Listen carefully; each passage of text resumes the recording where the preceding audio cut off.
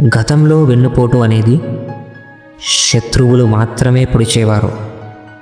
కానీ ఇప్పుడు మాత్రం మిత్రుడితో పాటు ప్రేమించిన వాళ్ళు, సొంత వాళ్ళు కలిసి వెన్నుపోటు పొడవడం చూస్తున్నాము. అందుకే నీతో నువ్వు బ్రతుకు. ఇక్కడ ఎవరు కూడా నీవారు కాదంటారా?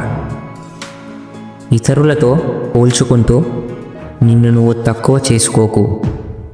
నీ పాత్రను నీ అంత అద్భుతంగా ఇంకెవరూ పోషించలేరు. గుర్తుంచుకోండి, కష్టాలు ఏవైనా ఒంటరిగానే ఎదుర్కోవాలి. ఇంకా నిర్ణయాలు ఎప్పుడూ కూడా నిశ్శబ్దంగానే తీసుకోవాలి. మన ప్రతి కదలికను బయటకు పరిచయం చేయవలసిన అవసరం లేదు. ఇంకా అలా చేస్తే ఏం జరుగుతుందో మీకు తెలుసు. బంధం అనేది నాదే కదా అని నిర్లక్ష్యం చేస్తే చేయి జారిపోతుంది. ఇక నాకే సొంతమని పట్టు బిగిస్తే విరక్తి చెంది చచ్చిపోతుంది. గుర్తుంచుకోండి, ప్రతిదీ కూడా మనకు ముందే చెప్పి జరగదు. తప్పించుకునే అవకాశం అనేది అస్సలు ఉండదు. తట్టుకోలేనంత బాధ, తన్నుకు వచ్చే కన్నీళ్ళు, ఇంకా ఇవే తేరుకునే శక్తినిస్తాయి కాదంటారా? జీవితంలో అన్నీ కోల్పోయినప్పుడు కోల్పోయిన వాటి గురించి ఆలోచించడం దేనికి? ఇక నుండి ఉన్న వాటి గురించి ఆలోచించడం మొదలుపెట్టు. ఇక ముందు కోల్పోకుండా ఉంటావు. మనిషి కోరుకున్నది ఏదైనా పొందలేకపోతే ఎంతో బాధపడిపోతాడు. కానీ కోరుకున్నది సులభంగా లభిస్తే దాని పట్ల నిర్లక్ష్యంగా ఉంటాడు కాదంటారా? పశ్చాత్తాపం ప్రకటించడం అనేది దీనంగా క్షమాపణలు అడగడంలో ఉండదు, ప్రవర్తన మార్చుకోవడంలో ఉంటుంది. గుర్తుంచుకోండి, నిన్ను వదిలించుకోవడానికి తాను ప్రయత్నిస్తున్నప్పుడు తాను లేకుండా బ్రతకడానికి నువ్వు ప్రయత్నించు. అర్థమైందా? అందరినీ విమర్శించేవారు ఎప్పటికీ మనశ్శాంతిగా జీవించలేరు. కానీ అందరినీ సరదాగా పరామర్శించేవారు నిత్య నూతన ఆనందంతో జీవిస్తారు. స్నేహం, ప్రేమ అనేవి దీపం లాంటివి. వెలిగించడం చాలా సులభం, కానీ ఆరిపోకుండా కాపాడుకోవడంలోనే ఉంటుంది అసలైన గొప్పతనం. గుర్తుంచుకోండి, నీ జీవితాన్ని ఎవరితోనో పోల్చుకోకు.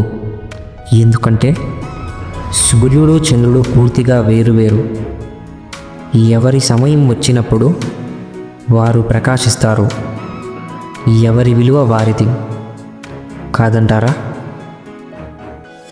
అనుమానాలు పెట్టుకుని అడ్డుకట్టలు కట్టుకోవడం కన్నా అసలు విషయం అడిగితే నువ్వు పడే అనుమానం నిజమో కాదో తెలుస్తుంది కదా. కోపం వస్తే కొన్ని రోజులకు తగ్గిపోతుంది. అదే అనుమానించుకుంటూ ఉంటే మనశ్శాంతి అయిపోతుంది. అలాగే మీ యొక్క బంధం కూడా పోతుంది.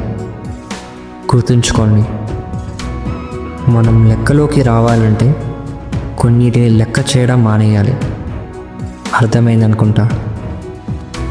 మనిషికి నిలబడడం తేలిక, పరిగెత్తడం కష్టం, అవునా? కానీ మనసుకి మాత్రం పరిగెత్తడం తేలిక, నిలబడడం కష్టం. ఇంకా ఎవరి మనసైతే నిలకడగా ఉంటుందో వారి యొక్క మనశ్శాంతిని ఎవ్వరూ దూరం చేయలేరు. గుర్తుంచుకోండి, ఈ ప్రపంచంలో కనిపించే నిజాల కంటే వినిపించే అబద్ధాలకే విలువ ఎక్కువ కాదంటారా? ఈ కాలంలో నమ్మే అంత మంచివారు లేరు, అలాగే నటన రాని అమాయకులు లేరు. జాగ్రత్తగా ఉండండి. గుర్తుంచుకోండి, ఒంటరిగా ప్రయాణించే వారికే బలమైన రెక్కలు ఉంటాయి. అర్థమైందా? పంచదార తీయగా ఉందని ఎక్కువగా తినడం ఆరోగ్యానికి హానికరం. అలాగే మనుషులు మాటలు తీయగా ఉన్నాయి అని నీ బలాన్ని, నీ బలహీనతని అన్నీ పంచుకోవడం కూడా నీ జీవితానికి హానికరమే. ఎందుకంటే నువ్వు అనుకున్నంత మంచివారు ఈ ప్రపంచంలో ఎవ్వరూ లేరు. గుర్తుంచుకోండి. నేటి సమాజంలో నిజమైన ప్రేమకి, నిజాయితీగా ఉన్న మనిషికి విలువే లేదు. అబద్ధాన్ని అందంగా చూపిస్తే నిజం కూడా దాని వెంటే వెళ్తుంది కాదంటారా? జాగ్రత్తగా ఉండండి.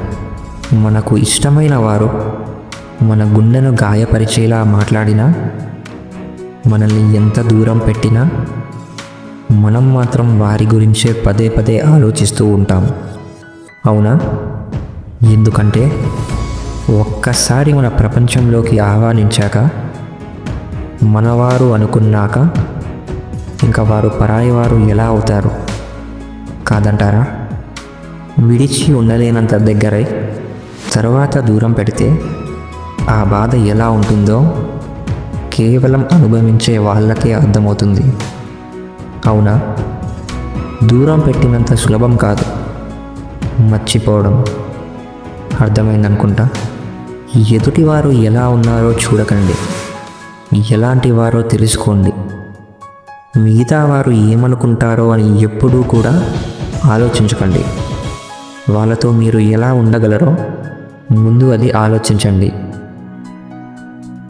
జీవితంలో ఏది కూలిపోయినా పర్లేదు, కానీ వేరే ఎవరి కోసమో మనల్ని మనం ఎప్పుడు కూడా కూలిపోకూడదు. ఎందుకంటే మనం ఏంటి అనేది, మన ఇష్టాలు ఏంటి అనేది, మన వ్యక్తిత్వం ఏంటి అనేది మనకు మాత్రమే తెలుసు.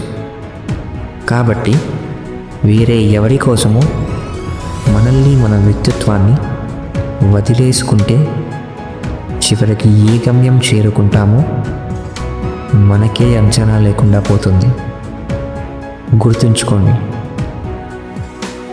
మనం సముద్రాన్ని చూడగలం, కానీ దానిలో ఉండే ఉప్పును చూడగలమా? అలాగే మనుషుల్ని చూడగలం, కానీ వారి మనసులో ఏముందో ఎవ్వరు మాత్రం చూడగలరో? జాగ్రత్తగా ఉండండి. మనం మన సంతానానికి సదా సుఖ సౌఖ్యాలను కల్పించాలని ఆలోచిస్తూ ఉంటాం. కానీ మీరు ఎప్పుడైనా ఆలోచించారా? కేవలం సుఖం వలన ఏం ప్రయోజనం ఉంటుందని? కేవలం సుఖ సౌఖ్యాలను పొందడం వలన వారి జీవితం ఎలా ఉంటుంది అని? శరీరం శ్రమించినప్పుడే ఎక్కువ ఆరోగ్యంగా ఉంటాము. బుద్ధి కూడా. మీకు నచ్చిన సూక్తుల్ని కమెంట్ చేయండి. అలాగే మన ఛానల్ని సబ్స్క్రైబ్ చేసి పక్కనే ఉన్న బెల్ ఐకాన్ని ప్రెస్ చేయండి. Thank you for watching.